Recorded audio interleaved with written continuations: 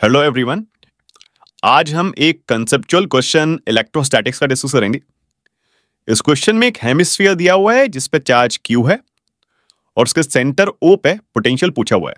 तो हमारे पास ये हेमिस्फीयर है, इस हेमिस्फीयर पे चार्ज क्यू है और उसके सेंटर पे हमसे पूछा जा रहा है कि पोटेंशियल कितना होगा। तो देखो, इसको सॉल्व करने के लिए मैं फिर से सिमेट्री का ही यूज करूंगा। मैंने देखा है कई बार कई टीचर्स इसको गलत तरीके से बताते हैं।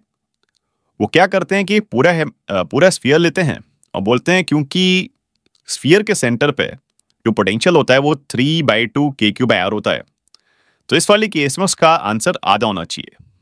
ठीक है।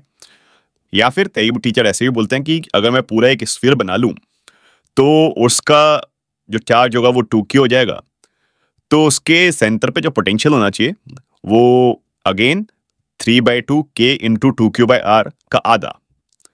ठीक है। तो आंसर एक्चुअल में सही आ जाता है बट अप्रोच थोड़ी सी रॉन्ग है। तो देखो, सही अप्रोच के लिए अपन क्या करेंगे, अपन बेसिकली इसमें सिमेट्री लगाएंगे। तो देखो, सिमेट्री लगाने के लिए क्या कर रहे हैं, जैसे ये अपना स्फीयर है जिस पे चार्ज क्यू दे रखा है, यहां पे पोटेंशियल निकालना है। इस पोटेंशियल को मैं वी मान लेता हूं कि चार्ज इस पे क्यू भी बना है। अभी अपन ने क्या करा है, यहां पे दो स्फीयर माने या एक कंप्लीट स्फीयर माना जो कि दो हेमिस्फीयर से बना हुआ है। उस पर टोटल चार्ज हो गया क्यू। इसके सेंटर पे मैं पोटेंशियल लिख दूंगा, लिख ही देता हूं डायरेक्टली। सेंटर में पोटेंशियल आ जाएगा 3/2 K इंटू 2Q/R। और क्या करते हैं, यहां पे एक माइनस चार्ज मान ले लेते हैं, माइनस क्यू चार्ज का हेमिस्फीयर ले लेते हैं। इसके सेंटर पे जो पोटेंशियल आएगा वो माइनस वी आएगा। अब देखो, क्योंकि पोटेंशियल जो है वो स्केलर क्वांटिटी है, तो आपको ये समझ में आ रहा होगा कि अपन सीधे सीधे पहले केस में जो लेफ्ट हैंड साइड पे जो हेमिस्फीयर है उसके सेंटर पे जो पोटेंशियल है और राइट हैंड साइड पे जो दोनों डायग्राम बनाए हुए हैं उनके सेंटर पे जो पोटेंशियल है उनको सीधे सीधे ऐड कर देते हैं।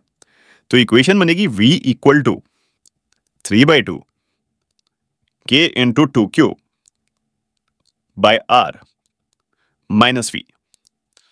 तो देखो, इसको अगर सॉल्व करेंगे तो आपको समझ में आ रहा होगा 2V equal to 3/2 K into 2Q/R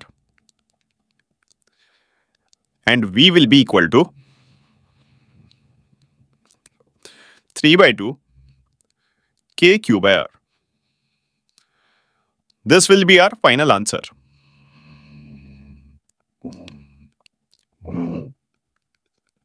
This is the correct way of solving this type of question.